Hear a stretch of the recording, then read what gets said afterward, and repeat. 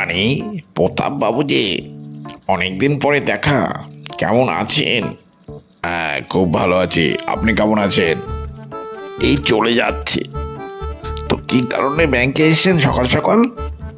সামনে মেয়ের বিয়ে আছে, তাই ব্যাংক থেকে কিছু পয়সা তুলতে এসেছি। প্রভিডেন্ট ফান্ডে কিছু পয়সা ছিল, সেসব তুলে ফেলবো। মেয়েটাকে তো কন্যাদান করতে হবে, তাই না? ঠিক আছে, আপনি আপনার কাজ করুন, আমি এখন চলি। আমার একটু তাড়া আছে। আর ভালো থাকবেন। হ্যাঁ প্রতাপবাবু, কত টাকা ওঠাবেন? পুরো টাকাটাই উঠিয়ে দিন। সামনে মেয়ের বিয়ে আছে, কোনো রিস্ক নিতে চাইছি না আমি।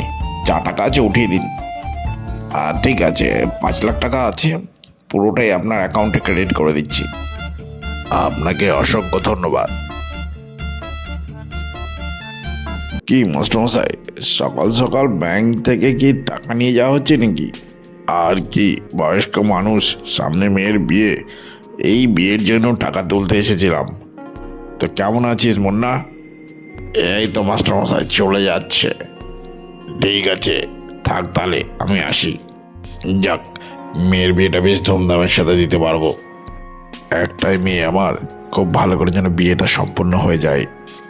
কিরে মুন্না, সকাল থেকে তোর দেখা নেই, কোথায় গেছিলি? আরে, আমি গেছিলাম সকাল থেকে কাজের খোঁজে। তোর মতনকে সারাদিন বসে থাকি নাকি রে? এই ঝগড়া, বেশি বকবি না, আমি তোর দাদা, বুঝলি? দাদা তো কি হয়েছে? সমস্ত চুরি ইনফরমেশন তো আমি নিয়ে আসি। এই, তুই শুধু ইনফরমেশন দিস, চুরি করার টেকনিকটা কে বলে? হ্যাঁ, এ বেশি বকিস না, আমার কথা শোন। পাশের পাড়ার যে হেডমাস্টারটা আছে না, প্রবীর হেডমাস্টার, ওকে দেখলাম ওর মেয়ের বিয়ের জন্য ব্যাংক থেকে টাকা তুলে নিয়ে গেল। চল, ওর বাড়িতে কাল রাতে চুরি করবো। তাহলে তো চুরি হবে। তোর কাছে পাক্কা ইনফরমেশন আছে তো? ঠিক আছে, তাহলে কালকে রাতেই করে ফেলি। শুভ কাজে আবার দেরি কিসের? চল, কালকেই হবে। কিরা দাদা, মুখোশগুলো কোথা থেকে নিয়ে আসলি? বেশ ভালো তো, দেখতেও বেশ ভালো লাগছে। তোকে তো দেখতে সালাম মুরগির মতনই লাগছে, মুরগির চোর। আমি যদি মুরগির মতন দেখতে হই, তাহলে তুইও সালা শকুনের মতন দেখতে। শোন, বেশি ঝামেলা করে লাভ নেই, রাত অনেক হলো। চল, চুরিটা শেষ করে দিই। চল, চুরি করে আসি। এই মুন্না, লকারটা কোথায় আছে দেখতে পেয়েছিস? না, এখনো পাইনি, খুঁজছি। তুই পেলি? লোকটা যে ব্যাংক থেকে টাকাটা এনেছে, তুই সঠিক জানিস তো? ব্যাপারে কোনো চিন্তা নেই, আমি সকালেই দেখে এসেছি। চল, ওই শোয়ার ঘরটাতে চেক করি। কে? কে ওখানে? কি করছো তোমরা এখানে? তোমরা নিশ্চয় চুরি করতে এসেছো, তাই না? চুরি তো করা হয়ে গেছে কাকা। ব্যাগ ভর্তি 5 লাখ টাকা, এর থেকে আর কি ভালো হতে পারে? তোমরা টাকাটা নিয়ে নিলে। আমার সামনে মেয়ের বিয়ে, কি করে আমি বিয়েটা দেবো? এই মাস্টার মশাই, বেশি বকবেন না, ঠিক আছে? আপনার মেয়ের বিয়ের জন্য আমরা কেন চিন্তা করবো? এমন না, চল এখান থেকে। মাস্টার এখনো চিনতে পারেনি, ও আমাদের নামে পুলিশে কমপ্লেন দিয়ে দেবে না হলে। টাকা তো আমরা পেয়ে গেছি, আর চিন্তা কিসের? চল এখান থেকে। আহ, সারা জীবনের কষ্টের টাকা তোমরা এইভাবে নিয়ে যাবে?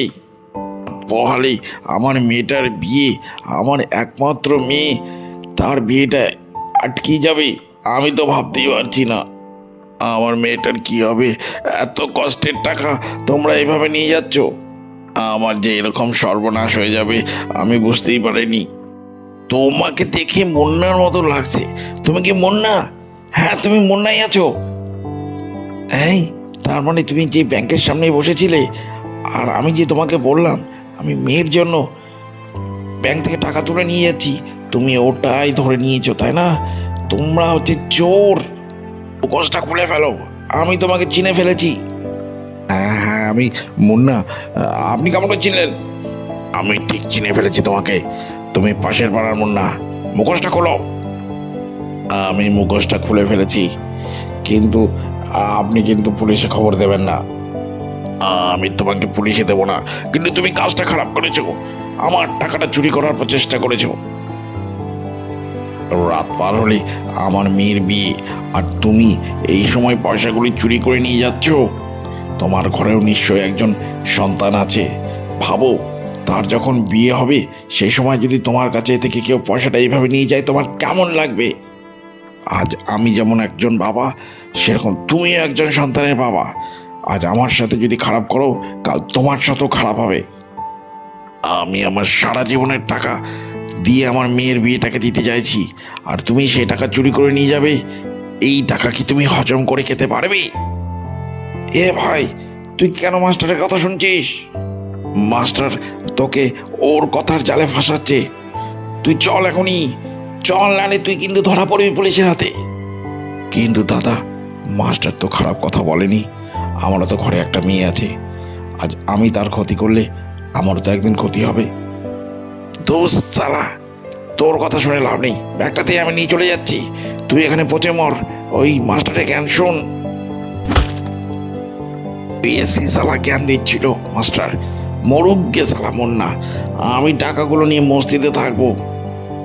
মাস্টার মশাই, আমি আমার ভুল বুঝতে পেরেছি, আমাকে ক্ষমা করে দিন। আর দয়া করে আমাকে পুলিশের হাতে দেবেন না। না না না না না, আমি তোমাকে পুলিশের হাতে দেব না। তুমি যে আমার কথা শুনেছো এটাই অনেক।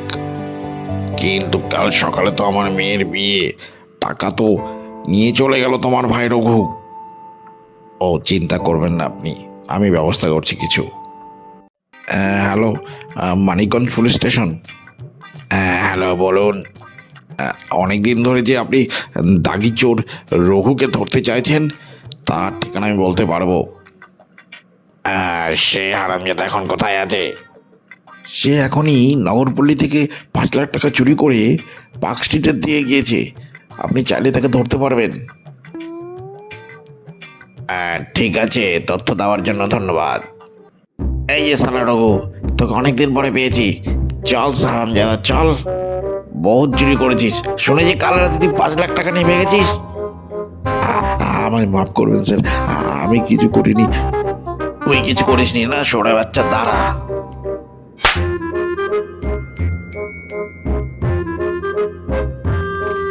চল পুলিশ স্টেশন, ওখানে তোর খবর হবে। আর 5 লাখ টাকাটা কোথায় লুকিয়েছিস সেটা বলবি।